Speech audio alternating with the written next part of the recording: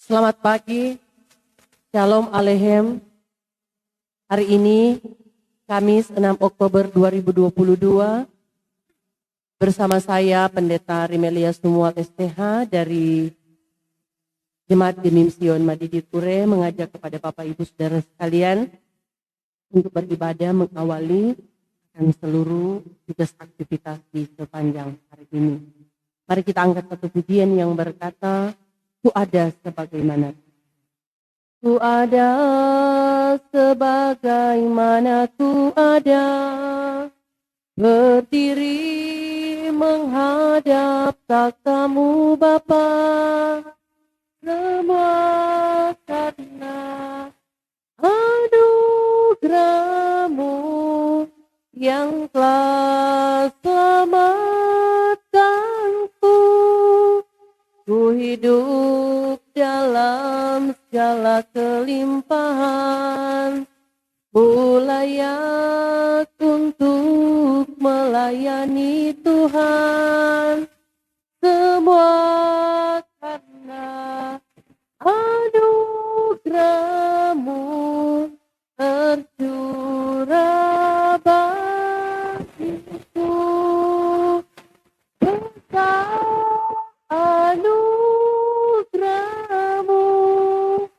melimpah kasih-Mu, semakin hari makin berkata, besar anugerah-Mu. Mari berdoa. Terpujilah nama-Mu ya Tuhan Allah, yang adalah pencipta dan pemilik kehidupan kami, yang menganugerahkan kehidupan bagi kami umat manusia, tetapi di dalamnya juga mengatur jalan-jalan kehidupan kami sebagai umat kepunyaan. Di pagi yang indah ini kami datang menaikkan ucapan syukur limpah banyak terima kasih oleh karena berkat pertolongan Tuhan, sehingga di malam hari yang telah kami lewati, ketika kami beristirahat, kami sudah boleh dijaga, dipelihara oleh Tuhan, dan di pagi yang indah ini, kami pun boleh dibangunkan dengan tubuh yang sehat dan diberkati. Mengawali seluruh aktivitas di sepanjang hari ini, kami hendak beribadah kepada-Mu. Di dalamnya kami akan membaca dan merenungkan berita firman. Diberkatilah kami semua, biarlah kami dimampukan untuk dapat memahami, mengerti firman yang akan kami baca dan renungkan bersama. Ampuni kami Tuhan, dari setiap salah dan dosa yang telah kami perbuat melawan kehendak-Mu, dan inilah kami yang telah siap sedia untuk membaca dan merenungkan berita firman-Mu. Amin. Saat ini kita akan membaca Alkitab, dan pembacaan terambil dalam Yeremia pasalnya yang ke-30, ayatnya yang ke-11b hingga ayatnya yang ke-15. Bunyinya sebagai, tetapi engkau ini tidak akan kuhabiskan. Aku akan menghajar engkau menurut hukum, tetapi aku sama sekali tidak memandang engkau dengan salah. Sungguh beginilah firman Tuhan, penyakitmu sangat payah, lukamu tidak tersembuhkan.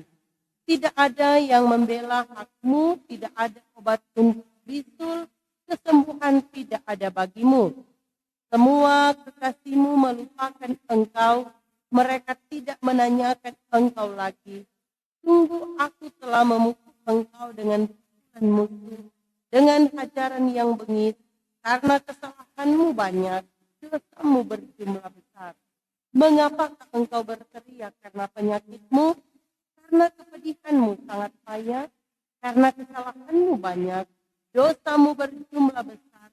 Maka aku telah melakukan semuanya ini kepadamu. Sebelum kita akan merenungkan firman Tuhan di saat ini, marilah kita mengaku iman kita menurut pengakuan iman rasuli.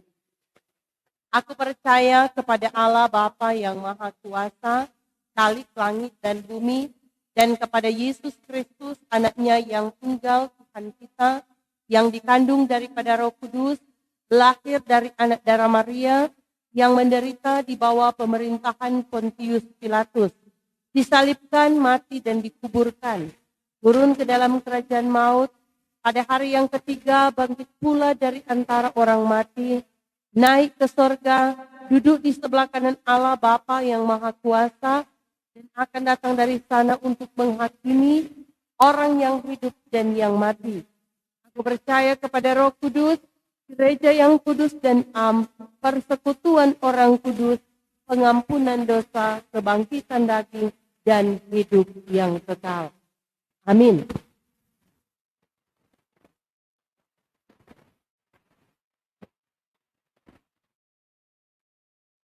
Bapak Ibu Saudaraku yang diberkati oleh Tuhan kita Yesus Kristus, ada pepatah yang mengatakan di ujung cemeti ada emas. Nah, kasih tidak selalu luput dari murkanya, tetapi dinyatakan dengan hukum kasih. Sakit dosa bukan sakit biasa. Yeremia berulang kali menyampaikan kepada umat Israel dengan perkataan, sakitmu sangat payah. Tidak ada obat untuk menyembuhkannya. Berbagai usaha manusia tidak pernah cukup untuk itu.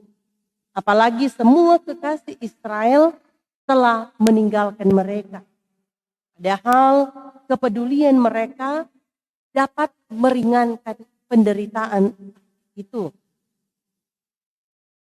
Israel dan Yehuda sudah jatuh ketimpa tangga pula.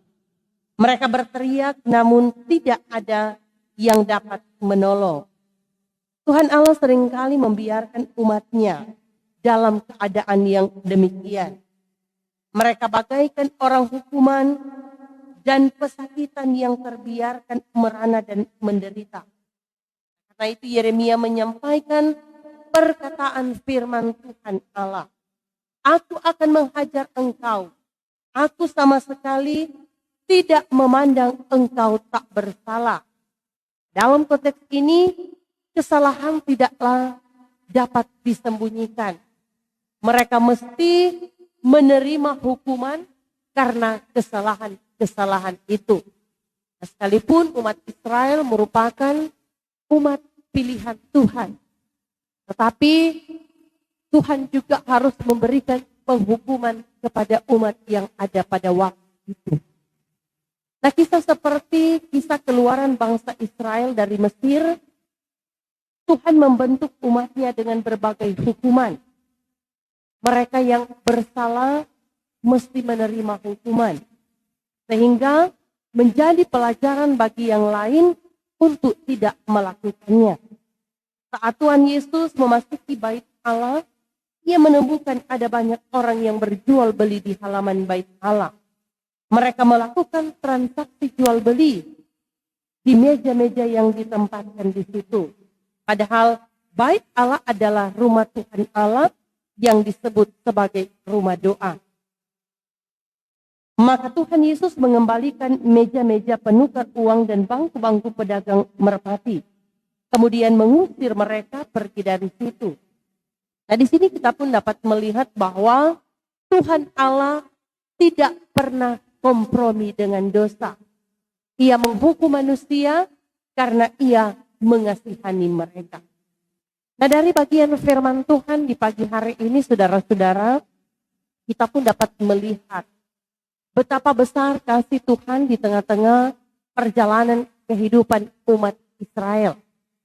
Sekalipun mereka mendapatkan penghukuman, tetapi Tuhan yang senantiasa menolong dan menyertai perjalanan kehidupan umat Israel. Ketika mereka berada di tanah pembuangan, mereka diliputi dengan rasa ketakutan, kekhawatiran. Mereka mengalami tekanan kehidupan, mengalami penderitaan. Tetapi Yeremia hadir memberikan penguatan iman. kepada umat yang ada pada waktu itu agar supaya mereka sabar untuk menantikan janji Tuhan. Dan benar, janji Tuhan digenapi di tengah-tengah perjalanan kehidupan umat Israel. Nah, tentu hal yang sama juga mau disampaikan bagi kita sebagai orang percaya yang hidup di masa kini. Nah, terkadang dalam kehidupan yang kita jalani, kita juga diizinkan Tuhan mengalami berbagai pergumulan dan tekanan kehidupan. Nah, ada pergumulan yang kita alami diakibatkan oleh karena sikap dan tingkah laku yang kita lakukan.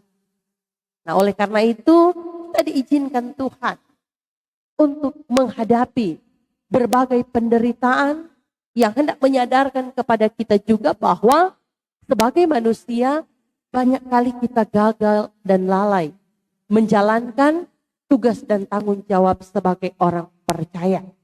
Tetapi kita bersyukur bahwa Tuhan yang kita sembah, Dia adalah Alfa dan Omega, yang awal dan yang akhir, yang terus menyatakan kebaikan di dalam perjalanan kehidupan. Tuhan begitu mengasihi saya dan saudara.